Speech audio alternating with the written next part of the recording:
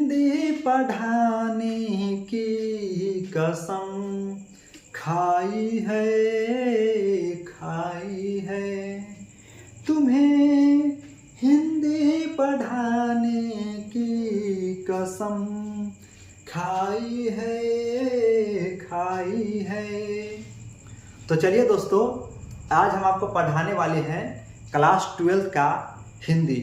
जो पहला चैप्टर है कविता का करवक, उसी पर हम लोग डिस्कस करने वाले हैं, जिसके लेखक है मलिक मोहम्मद जायसी। ठीक है, कौन है? मलिक मोहम्मद जायसी। इसी का करवक हम लोग पढ़ने जा रहे हैं, जिसे दो भागों में मलिक मोहम्मद जायसी जी ने बांट करके रखा हुआ है। ठीक है, तो चलिए पहले इसके जीवन परिचय के बारे में हम जानते हैं कि मलिक मोहम्मद जायसी का जीवन परिचय क्या है। बहुत आराम से पढ़ेंगे और एकदम देसी स्टाइल में समझना है, एकदम आपको दिमाग में हर एक चीज सेट हो जाएगा। ठीक, देखिए मलिक मोहम्मद जायसी का जन्म हुआ था 1492 में। अनुमानतः ये डेट रखा गया है 1492। ठीक है, 15वीं शताब्दी के उत्तरार्ध में 1492 जो है ना, उसी समय लिया गया था। इसका जन्म तिथि अनुमानतः रखा गया हुआ है। ठीक है, और मृत्यु जो 1548 में होता है, ये भी अनुमानतः ही है। एग्जाम में भी अनुमानतः ही पूछा जाएगा, अनुमानतः दे करके ही दिया जाता है। ठीक है, इसका जन्म स्थान है जायस कब्र अमेठी, उत्तर प्रदेश में पड़ता है। आप लोग ध्यान में रखेंगे, जायस कब्र अमेठी उत्तर प्रदेश में इसका जन्म स्थान है। ठीक, इसका पिता का नाम था शेख ममरेज। ठीक है ना, शेख ममरेज। ऐसे पूरा नाम मलिक शेख ममरेज जाना जाता है, लेकिन आप लोग शेख ममरेज भी कह सकते हैं, कोई दिक्कत नहीं है। देखिए इसका गुरु जी जो थे ना, ठीक ना, तो गुरु जी थे शेख मोहिउद्दीन। कौन थे? शेख मोहिउद्दीन। इस बात को ध्यान में रखिएगा। शेख मोहिउद्दीन जो थे ना, तो ये सूफी संत थे। सूफी संत पूछा जाता है, सूफी संत कौन थे? तो शेख मोहिउद्दीन और सैयद अशरफ जहांगीर, ये दो गुरु इसके थे, मलिक मोहम्मद जायसी के। इस बात को भी आपको ध्यान में रखिएगा। देखिए मलिक मोहम्मद जायसी जो थे ना, तो बचपन में जो थे ना, बचपना में, तो उसी समय अपने माता पिता से वंचित हो गए, यानी कि बचपन में इसके माता पिता इसे छोड़ करके मर गए।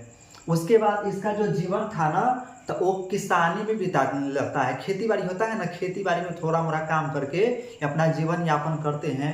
उसके बाद कुछ समय के बीतने के बाद फकीरी में भी अपना जीवन बिताने लगते हैं, और साधु संत के साथ है ना, उसके साथ रह करके पूरा बचपना गुजारा करते हैं। ठीक है, देखिए इसका जो था ये मलिक मोहम्मद जायसी जो थे ना, तो इसके चेचक के कारण, इस बात को ध्यान रखना है कि चेचक के कारण जो है ना, से ये रूपहीन हो गए थे। रूपहीन का मतलब ये होता है कि जिसका शकल सूरत देखने में अच्छा नहीं लगता है, उसी को कहा जाता है रूपहीन। तो इसको चेचक हो गया था, तो मुंह पर धब्बा धब्बा हो गया था, जिस कारण से देखने में बिल्कुल अच्छा नहीं लग रहे थे। लेकिन हम तो कहेंगे देखने में तो बहुत सुंदर ही लगते होंगे, क्योंकि आदमी का चेहरा पर कभी नहीं जाना चाहिए तो कहाँ, आदमी का दिल पर जाना चाहिए कि उसका दिल कितना साफ है। तो इसका चेचक के कारण रूपहीन हो गया था। चेचक भी बीमारी है, जिस कारण से रूपहीन हो गया था। उसके बाद ठीक है, बाएं कान, कौन कान? बाएं कान और बाएं आंख से भी वंचित थे। कहा कि एक ही आंख इसके था, एक ही आंख से सारा दुनिया को देखते थे, और एक कान था, एक ही कान से सुनते थे। एक कान काम नहीं करता था और न एक आंख इसको था, मतलब एक आंख और एक कान से वंचित थे। इस प्रकार से इसका जीवन था। अब आप लोग कहिएगा एक ही आंख और एक ही कान, लेकिन फिर भी है ना, इतने अच्छे कवि कैसे हो गए? अरे भैया, कवि को अच्छाई के लिए है ना, उसको चेहरा पर कहीं मत जाया करो, उसका दिल देखो जो कितना बड़ा है और कितने गहराई से ये दुनिया के लिए सोचते हैं। ठीक है ना, देखो मलिक मोहम्मद जायसी है तो एक प्रेम पीर के भी कवि है, प्रेम पीर के कवि माने जाते हैं। ध्यान में रखिए, प्रेम पीर के कवि किस नाम से? प्रेम पीर के जो कवि है कौन जाने जाते हैं? तो मलिक मोहम्मद जायसी। तो ऐसा कुछ लिखे हुए कृतियां हैं, उसके बारे में हम लोग जानते हैं। देखिए पद्मावत है, अखराहट है, आखिरी कलाम है, चित्ररेखा है, कहरानामा है, मसलानामा है। इस बात को आप लोग ध्यान में रखिएगा। इसमें से कोई ना कोई परीक्षा में है ना, एक आध को दे देता है। ठीक है, हर साल तो नहीं, लेकिन एक आध 2 साल बीत करके कहीं ना कहीं इसमें से डाल देता है। क्या कीजिएगा भैया, परीक्षा लेने वाला तो कहीं से भी ले सकता है ना। चलिए चंपावत है, होलीनामा है, इतरावत है। इतना के बाद ये 3 और एक्स्ट्रा भी है इसका, इस बात को आप लोग ध्यान रखना। ठीक है, देखिए जो हम कविता पढ़ने जा रहे हैं करवक, ये पद्मावत से ही है ना जुड़ी हुई और इसी से लिया गया है। पद्मावत में जो बताया गया है चित्तौड़ के नरेश, नरेश के मतलब हम लोग राजा कहेंगे इसको, नरेश मतलब राजा रतन सेन, उसको जीवन से, ठीक है, और सिंहल, ठीक है, सिंहल द्वीप के पद्मावती जो रानी नहीं राजकुमारी कह सकते हैं, ठीक है ना। तो इस दोनों का प्रेम के बारे में भी इसमें दर्शाया गया है करवक में। इस बात का आप लोग ध्यान रखेंगे। पद्मावत क्या है? पद्मावत क्या है? पद्मावत एक राजकुमारी थी। इस राजकुमारी और रतन सेन जो राजा था ना, चित्तौड़ के राजा और सिंहल द्वीप के राजकुमारी, इस दोनों के प्रेम के बारे में बताया गया हुआ है करवक में। और बहुत सारे बताया गया हुआ है, उसके बारे में हम लोग जानने की कोशिश करेंगे। चलिए, लेकिन हम लोग इतना ही पर अब आगे की तरफ बढ़ते हैं, कविता की तरफ चलते हैं, ठीक है। तो इसमें कोई दिक्कत तो नहीं ना होगा? ध्यान में अगर चाहते तो इसको स्क्रीनशॉट ले लीजिए, हम लोग साइड हो जा रहे हैं, ठीक है। चलिए, तो चलिए हम लोग कविता को एक्सप्लेन करने की कोशिश करते हैं और एक एक करके लाइन बाय लाइन समझते हैं, ठीक है। देखिए, हम अपने टीम को कह करके इस पर हम इसका फोटो लगवा दे रहे हैं, आप लोग यहाँ पर देखिएगा, ठीक है ना, और उसी के माध्यम से हम लोग समझने की कोशिश करते हैं। देखिए, पहले करवक भाग 1 है, जिसमें लिखा हुआ है एक नैन कभी मोहम्मद गुनी, सोई बिमुहा जई कभी सुनी, चांद जैसन जग विधि अवतारा, दीन कलंक की नवजियारा। इसको व्याख्या करके समझते हैं। एक नैन है कवि को, एक नैन मतलब एक ही आंख है लेखक को, और उसके पास गुण बहुत सारे हैं। एक ही नैन, ठीक है, मोहम्मद को, मोहम्मद उसी को कहते हैं जो लेखक है, लेकिन गुण उसमें बहुत सारा है। सोई बिमुहा जय कवि सुनी, ठीक है, जैसे ही वो कवि को सुनते हैं, मलिक मोहम्मद जैसी को सुनते हैं, सुनते ही मन मुग्ध हो जाते हैं, उसको हृदय जो है ना इसके कविताओं पर आ जाता है। देखिए कितना अच्छी बात कहते हैं कि इसके पास नेत्र एक ही है लेकिन गुण बहुत सारे हैं। जो मलिक मोहम्मद जायसी को सुना है वो मन मुग्ध हो गया है, ठीक है ना। अब मग्न मुग्ध होकर के ऐसा लगा है जो मतलब सच में इसको दिल इस कविता पर आ गया हुआ है। कहते चांद जैसन जगत विधि अवतारा, गीत के रूप में पहले हम लोग गाते हैं। चांद जैसन जगत विधि अवतारा, दिन कलंक की नवजियारा, ठीक है। तो चांद जैसन जग में, ठीक है, चांद को जो है ना विधि, विधि मतलब वही ईश्वर भगवान ने क्या किया है, अवतरित किया है, ठीक है ना, उसे अवतार दिया है। अवतरित मतलब उतारा है, जन्म दिया है। चांद जैसे उसे भी रचना किया है, ठीक है ना। तो उसमें भी, चांद में भी दाग है, ठीक है। दिन है कलंक की नवजियारा, उसमें भी कलंक है और उसमें भी दाग है। इसी के लिए कहा जाता है कि कोई भी व्यक्ति होता है ना, कितना से भी अच्छा से अच्छा क्यों ना हो, लेकिन कुछ ना कुछ कमी उसमें भी रह ही जाता है। समझे? तो आगे की तरफ बढ़ते हैं। जग सुझाए कही नैना, उबा सुख यस नख तन महा, ठीक है। एक बार और ऊपर से आते हैं गीत के रूप में। एक नैन कभी मोहम्मद गुनी, सोई बिमुहा जय कभी सोनी, चांद जैसन जग विधि अवतारा, दीन कलंक की नवजियारा, जग सुझा एक ही नैना, उबा सुख असनक तन महा, ठीक है। या कहने का मतलब है कि जग सुझा एक ही नैना, सारे संसार को एक ही अपने नेत्र से, है ना, समझने की कोशिश किया है। उबा सुख असनक तन महा, ठीक है, इसके पास नेत्र एक ही है, लेकिन जिस तरह से एक सुख के मतलब ये होता है कि शुक्र जो एक तारा होता है बहुत चमकीला होता है। तारा तो बहुत सारा होता है लेकिन उसमें भी एक चमकीला होता है, और जो सबका नजर उसी पर जाता है जो चमकता है। उसी प्रकार से एक ही नेत्र तो है कवि को, लेकिन सारे कवियों का, सारे लेखकों का, जो भी व्यक्ति इसको सुनते हैं, सबके नजर उसी की तरफ जाते हैं, मलिक मोहम्मद जायसी जी की तरफ। देखिए अब इसमें आगे बताता है, क्या बता रहे हैं कवि, कहते हैं जौ लही अम्बही डाव न होई, ठीक ना, जौ लही अम्बही डाव न होई, तो लही सुगंध बसाई न सोई। कहने का मतलब है जो लही अम्बही डाव न होई, अम्बे का मतलब आम होता है, ठीक है। आम जो होता है उसमें सुगंध लाने के लिए क्या करना पड़ता है, उसे मोजर देना पड़ता है, उसे फुलाना पड़ता है, उसमें फल देना पड़ता है, तब जाकर के उसमें सुगंध आता है, ठीक है। इसी प्रकार से कहा जाता है कि किसी भी व्यक्ति को मानो कि अपने जीवन में आगे बढ़ने के लिए या जो अच्छे से अच्छे करते तो उसमें सुगंध जरूर बनाना पड़ता है और मेहनत करना पड़ता है, तब वो जाकर के अपने जीवन में सफल आता है, उसमें सुगंध बनता है। देखिए आगे कहते हैं, किन्हे समुद्र पानी जो खारा तव अति भयउ असुझे अपारा।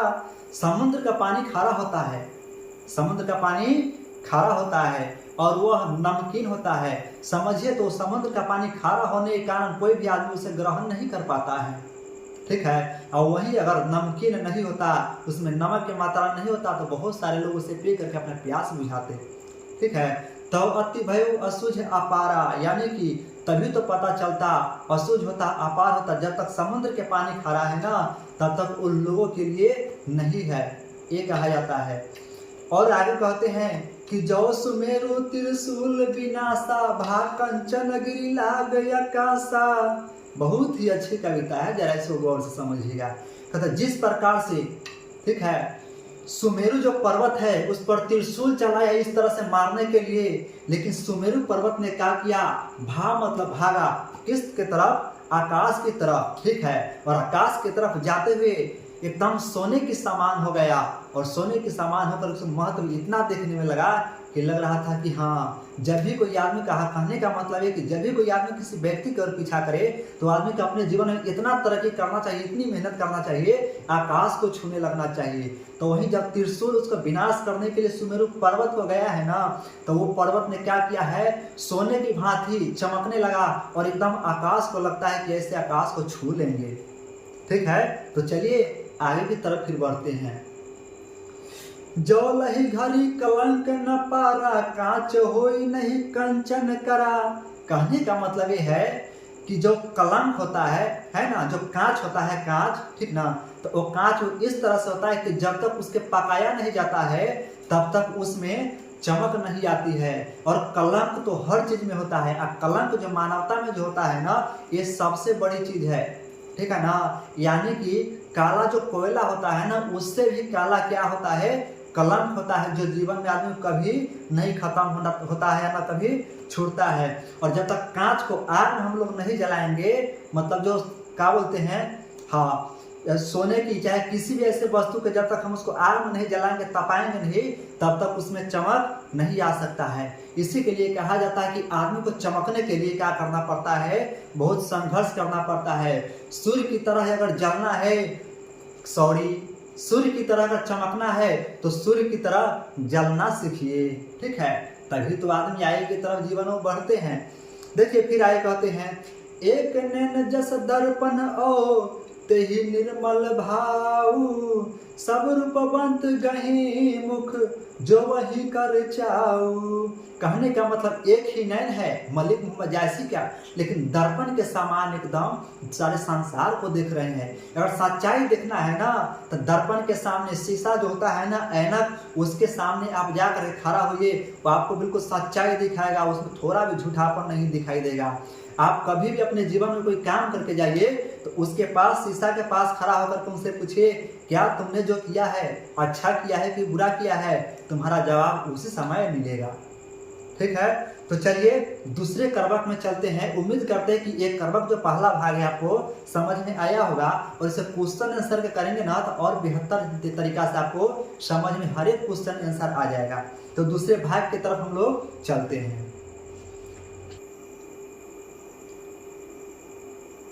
करवक का दूसरा भाग स्क्रीन पर सेट किया जाए, ठीक है।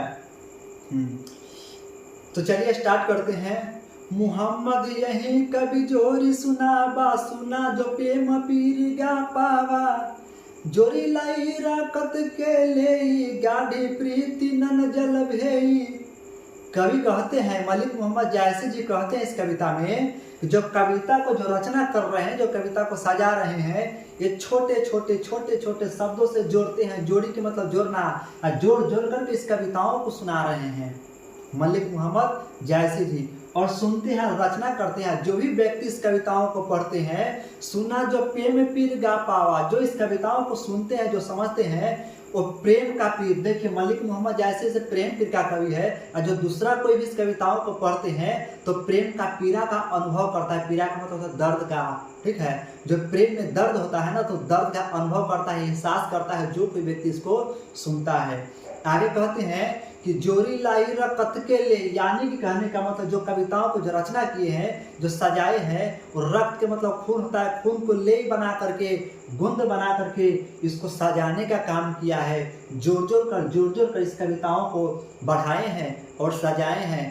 गाढ़ी प्रीति नन जल भी, मतलब गाढ़े जो आंख से आंसू जो बहते हैं ना, उस आंसू से भी इस कविताओं को रचना करते हैं और सजाते हैं। और जो इस कविताओं को समझते हैं वो प्रेम का पीड़ा का एहसास करते हैं।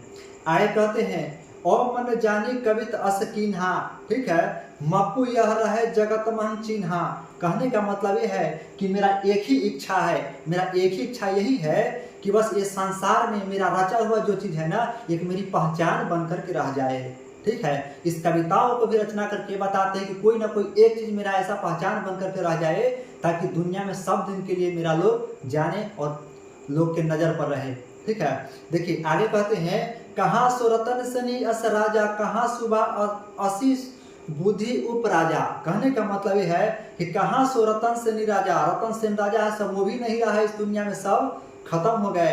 कहाँ सुबह असी बुद्धि उपराजा, जो सुआ मतलब तोता, जो बहुत बुद्धिमान तोता हुआ करता था, वो भी अब इस दुनिया में नहीं रहे, सब खत्म हो गए।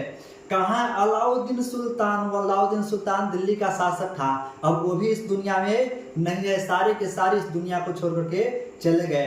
कहाँ राघव जय किन्ह बखानू, ठीक है। कहने का मतलब ये है कि राघव जय किन्ह बखानू, उस सब को जो बखान करते हैं, उसको सिर्फ चर्चा करते हैं, उसका सिर्फ नाम ही संसार में बचा हुआ रह गया है, दूसरा कुछ नहीं बचा हुआ है, सिर्फ एक कहानी बन करके रह गया हुआ है।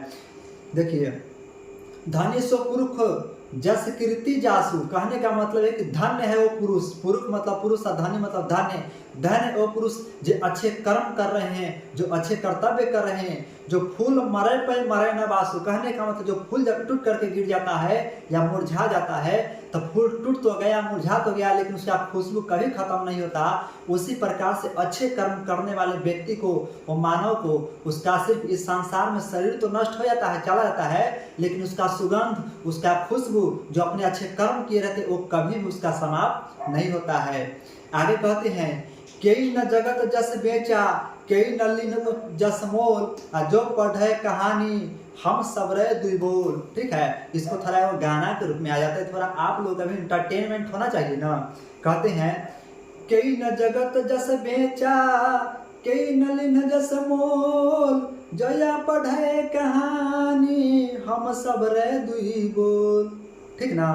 तो कहने का मतलब इस संसार को जो है ना, जो कोई नहीं बेच पाया है, जो लोग कहता है ना कि हमारा संपत्ति है, उस संपत्ति के लिए भाई भाई में लड़ जाते हैं, समाज में एक दूसरे से लड़ जाते हैं थोड़ा सा जमीन के लिए, लेकिन इस संसार में कोई भी जमीन को नहीं बेच पाया है, कोई भी किसी चीज का नहीं बेच पाता है, ना आपने अपनी कृति का बेच सकता है, ना अपने ईमान को बेच सकता है, ठीक है। ये सब कभी बाजार में नहीं बिकता है, ना खरीदा जा सकता है। कोई नलिना जस मोल, इसका कोई मोल नहीं होता है, कोई भाव इसका नहीं होता है।